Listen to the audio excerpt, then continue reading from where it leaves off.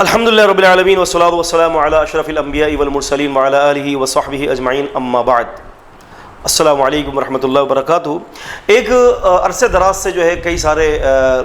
ساتھیوں نے، طالب علموں نے ایک مسئلے کے بارے میں جو ہے نا محاضرہ بھی کیا ہے اور اس پر کافی زیادہ جو ہے مناقشات چلے ہیں۔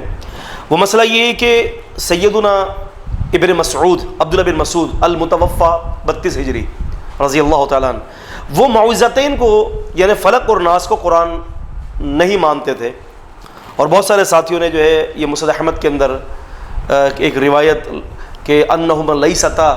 من کتاب اللہ، کہ یہ دونوں جو صورتیں ہیں یہ کتاب اللہ سے نہیں ہیں،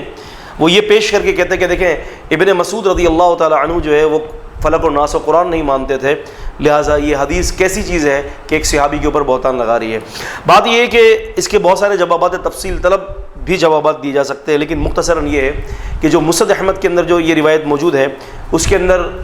علت ہے، کیونکہ محدثین نے یہ بات واضح طور پر بتائی ہے کہ جو اگر کوئی سی سند اس کی صحیح بھی ہو تب بھی وہ روایت علت اور شذوذ سے پاک ہونی چاہیے، علت اور شذوذ سے۔ اس کے اندر علت موجود ہے، اور وہ علت کیا ہے؟ وہ علت یہ ہے کہ یہ روایت شاذ ہے، کیونکہ جو روایات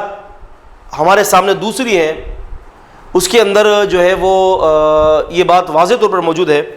کہ ابن مسعود رضی اللہ تعالیٰ عنہ اس کو فلق اور ناس کو قرآن مانتے تھے۔ مثال کے طور پر اللہ آپ کا بھلا کرے، اگر ہم دیکھتے ہیں کہ جو قرآن مجید کا یہ جو مصحف ہمارے سامنے ہے، اس کو امام عاصم، ابو عبداللہ السلمی اور زر بن حبیش اور ابو عمر الشیبانی رحمہم اللہ تعالیٰ سیدنا ابن مسعود رضی اللہ تعالیٰ عنہ سے جو ہے فلق اور ناس کو نقل کرتے ہیں، تو لہٰذا اس سے پتہ چلتا ہے کہ یہ جو قرآن ہمارے سامنے موجود ہے یہ اسی سند سے ہے اور اس میں فلق اور ناس موجود ہے۔ تو ابن مسعود کیوں انکار کرتے تھے؟ تو انکار کرنے کی جو روایت ہے جو مسند احمد کے اندر ہے وہ شاذ ہونے کی وجہ سے، ضعیف شاذ کہتے ہیں کہ ایک سقہ راوی اپنے سے زیادہ سقہ راوی کی مخالفت کرے، اگرچہ سند صحیح ہے لیکن صرف سند صحیح ہونا، امام ابن صلاح رحمۃ اللہ علیہ فرماتے ہیں کہ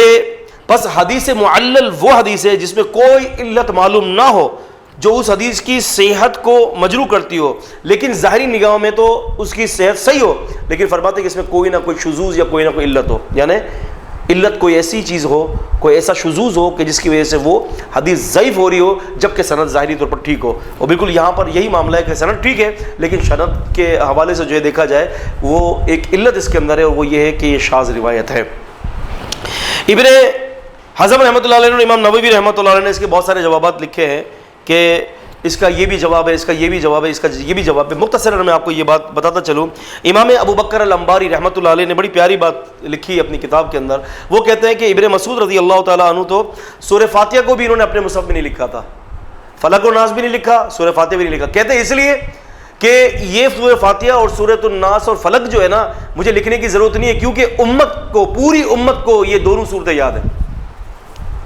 پوری امت کو دونوں صورتیں یاد ہے۔ تو کہتے ہیں کہ میں نے اس لیے ایسا کیا کہ جناب علی یہ زیادہ طوالت نہ ہو جائے اور اختصار سے کام لیتے ہوئے میں نے یہ کیا ہے، جبکہ جو ہے حدیث میں آتا ہے کہ انہوں نے اس بات کی وضاحت کی ابو بکر انباری نے کہ میں نے جو ہے امت کے حافظے پر اعتبار کیا ہے۔ تو لہٰذا جو قرآن ہمارے سامنے موجود ہے ابن مسعود رضی اللہ تعالیٰ عنہ ہی کی سند سے ہمارے سامنے موجود ہے، اس میں فلق و ناس موجود ہے، اور انہوں نے کہیں بھی انکار نہیں کیا۔ جو انکار کرنے والی جو روایت ہے وہ سند کے اعتبار سے ضعیف ہے۔ السلام علیکم ورحمۃ اللہ۔